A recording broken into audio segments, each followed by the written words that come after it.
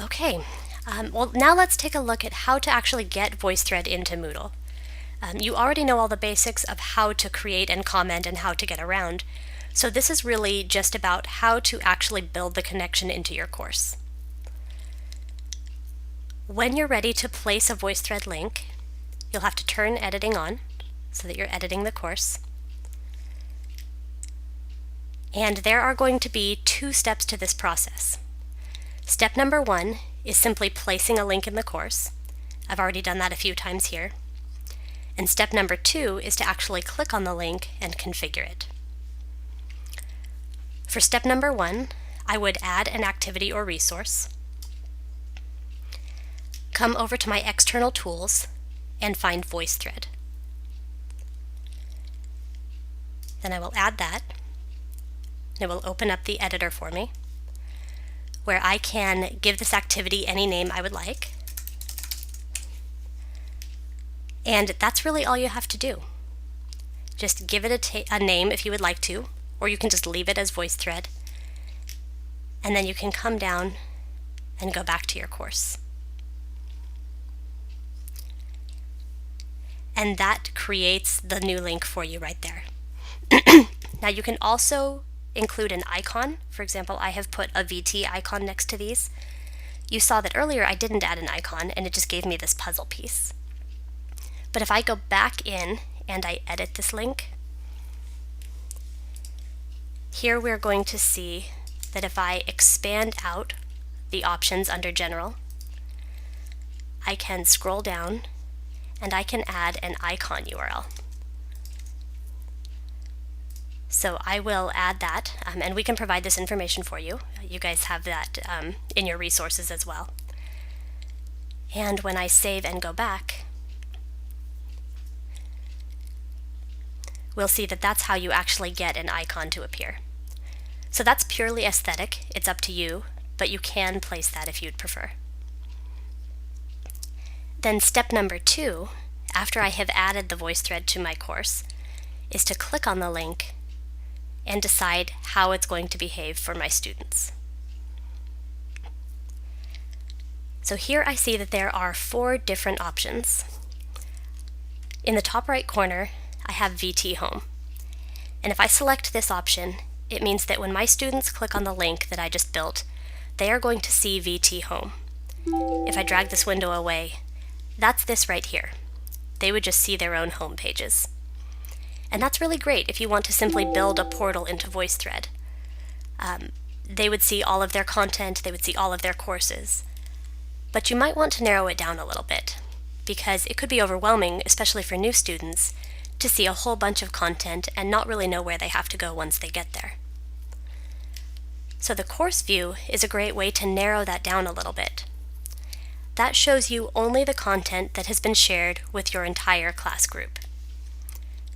Again, if I drag this window away so that we can see the page behind it, if I click on Ancient Literature, it shows me the collection of VoiceThreads shared with those people. And this is the course view. This is just the VoiceThreads that have been shared with my students for this class. They wouldn't be able to see anything else, just that one class collection. And again, that was the course view. You can narrow it down even further by going to Individual VT. And that allows you to point this link straight to one VoiceThread.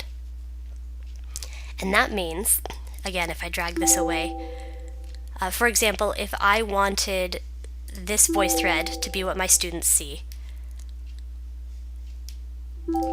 they would click on it, click on the link that I had created, and immediately see this. They would not have to browse through a bunch of content in order to find it. They would be taken straight to where they need to be, and they can immediately start recording their comments. And I'm going to take a look at how to do that, because it's a really quick and simple process for you to make that connection. I will click on Individual VT, and what this does is pulls for me a list of all the VoiceThreads that I have ever created. Now, I have a really small account in this case. I've only created one VoiceThread, so there's only one in this list. But you might have several dozen here, depending on what you've created. And you can browse through that list and select the one you want to use. If you haven't yet built the VoiceThread you want to use, you also have a Create button up at the top. And we'll see if I click on that, it opens up a new tab for me, and it takes me straight into that Create view that we just finished going over. So I could click and add my media, do all the same things I just did, and then come back to the tab that has my Moodle course and find that new VoiceThread in my list. In this case, though, I just want to use the one that I already have, so I will click on it to get a preview over on the right, and click on Share with Class in order to confirm. And this is what I was talking about when I said earlier that Moodle will take care of the sharing for you. Even if I have not yet shared this VoiceThread with anybody, as soon as I click on Share with Class, it's going to do just that. It'll make sure that everybody in my class has viewing and commenting access to this VoiceThread. So now when I go back to my course and I scroll down, I'm going to click on the same link again, the one that I just built.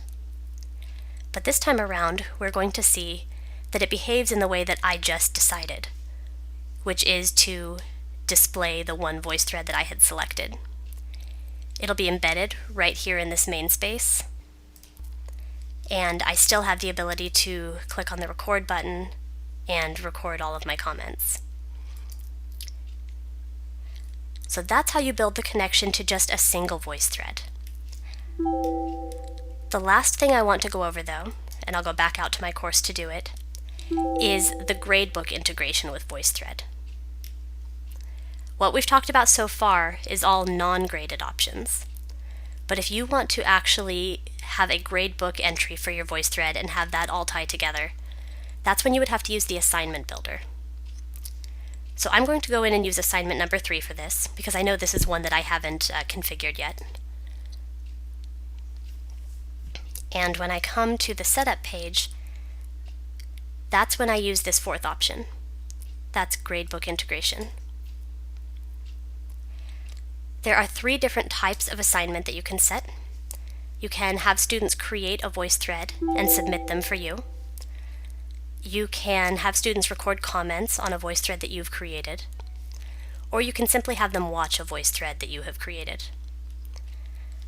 In my case, I want my students to submit a comment, so I will select that one. And again, it shows you the list of all of your VoiceThreads, so you can decide which one you want your students to comment on.